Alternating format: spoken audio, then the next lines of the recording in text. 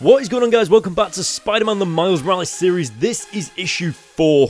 I actually just nearly forgot what issue number that was then, my bad. But anyway, guys, going into what happened in the previous issue, towards the end we saw Black Cat approach Hammerhead and they want to take down the new Spider-Man, Miles Morales. And of course, that's not very good for our hero Miles. But that's not Miles' only problem. If you remember in the previous issue, a mutant who used to be in the X-Men actually joined Miles' school. And Gank is like the biggest fan of this guy, but that's where the problem comes in. By the end of this issue, I don't think you guys are actually going to like Gank very much, so I'm not going to say anything else. Guys, let's get into this review. I cannot wait for you guys to see it, so let's do it.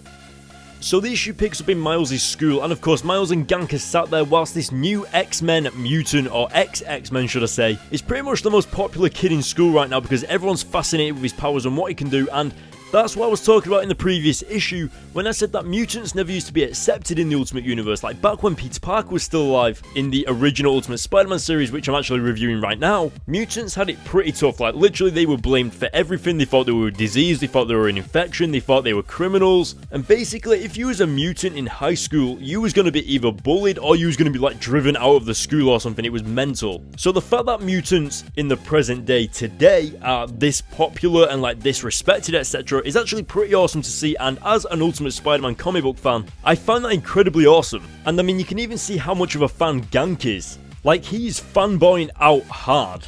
Now, anyway, moving on with the comic, I think in the past 2 previous issues, or it was issue 2 of this series, the people in the Marvel Universe, like the civilians, actually discovered that the new Spider-Man Miles Morales was an African-American Hispanic character, and that blew up all over the Marvel YouTube in this comic and everything like that, and that's actually been getting brought up quite a lot in this series recently. And not just Miles being an African-American person, but also Gank in these panels on screen right now, talking about how he gets trouble because he's a little bit chubby than everybody else, like he's not skinny like Miles is, and I feel like that's kind of like a cheap card to play on in terms of Gank's side of the thing. Like, it's almost like Gank brought that up just because, well, he had nothing else to say, in my opinion anyway. But I love how Miles addresses that someone crossed the street because they were scared of him when he was 9 years old. Like, I think that was a really good comeback for Miles to say in terms of what Gank was saying, because in my opinion, Gank kind of had like an invalid point. Like, it doesn't really matter, especially with what they were talking about approaching the new kid, because in my opinion, the new guy actually looks pretty chubby himself, so it's like, Gank shouldn't be too bothered about that.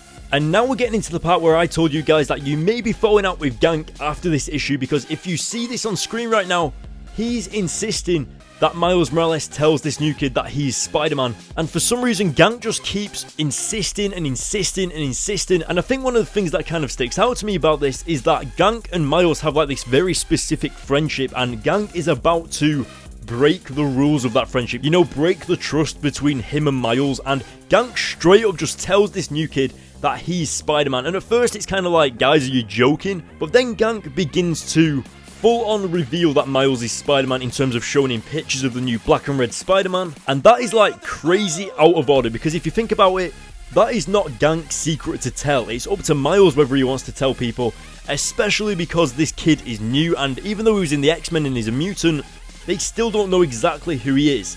So in my opinion, or my theory as to what's going to happen in the future of these comics, it feels like this is a breaking point for the friendship between Miles and Gank. And to be honest, I think this is the first time in the Miles Morales comics, from the very first Miles Morales series to the second Miles Morales series to this series, that we've ever seen Miles and Gank have a full-on argument like this. Because you guys have to understand that these guys are like best friends, and some people actually mistake that they are in a relationship together. I mean, even the new kid here thinks that these guys are a couple because they are so much good friends with each other. So for them to have an argument like this is a pretty major thing in the comics, and for us readers as well. Now on the other hand, you can look at it from Gank's perspective. He thinks that Miles is kind of like in a little bit of a rut, like he's in like a pit that he can't get out of in terms of balancing his superhero life with his school life and his like normal life. So from Gank's perspective, he thinks that Miles needs someone in his normal life that can relate to him, you know, in terms of powers and having responsibilities that he used to be in the X-Men, etc. And like Gank said, Gank usually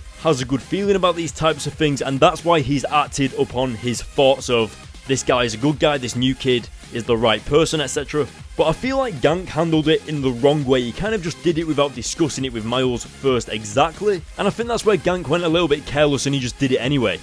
So moving on throughout the comic, Miles has gone for a swing to clear his head, obviously kind of recollecting on what Gank's just done, and he's absolutely furious with him. But whilst he's thinking about these things, someone has sent heat-seeking missiles towards Miles. That's a bit of a tongue twister. Missiles towards Miles. Anyway, I thought it was really responsible that Miles tried getting out of the city in order for these missiles not to hit anybody, but on the other hand, that means that Miles has nothing to swing on, and I absolutely loved it how he just miraculously chose Parker Industries to blow up. It's almost like a little bit of a jab at Peter Parker, like saying, "Hey buddy, got a missile for you, sorry," and then he just kind of swings off. So I thought that was pretty awesome. But one thing I loved about this issue was when Miles actually did get hit by the missiles, he fell down from the top of this building, hit a bus, landed on the floor, and you could actually see that he was genuinely hurt, like he was bleeding, he had his costume ripped. And you've got to remember that the city is actually learning to like Miles, so they kind of check whether he's okay, they say that they should call someone, and before they know it, it's Hammerhead who's revealed at the end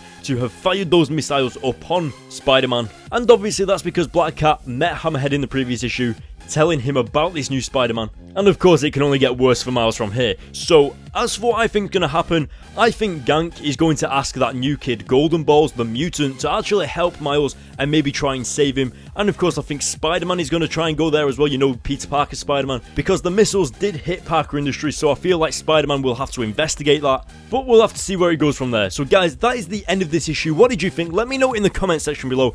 I thought this issue was actually a lot more interesting than the previous ones, because I know some of you guys were actually not very happy with this series because not much is really happening. But you've got to think that we're only on issue 4, so when we get to around issue 7 to 9, it actually starts to pick up a little bit, or usually that's what happens anyway. Now for a rating for this comic, I'm going to give it an 8 out of 10, because it seems like this is the breaking point for Miles and Gank's relationship or friendship, and I think by the end of all this, they'll kind of come back together, but they'll understand each other from where each other's coming from, and Gank will know what he's done is wrong, but Miles will forgive him anyway, or maybe something along those lines. And now we can't forget about the new kid, Golden Balls. I feel like he's going to be a pretty major character in the future of this series, mainly because he's now been invited to live with Miles and Gank in their dorm room, is it? Or something like that, so it's going to be interesting to see what he brings to the table as well. But we're going to have to wait and see. So guys, that is it for this video, that is it for this review. Hit the like button on this video, follow me on Twitter to see what's going on with my videos, when videos are going up, what videos are being up next, etc. Follow me on my Facebook page to stay up to date on all the latest in comic book news and updates.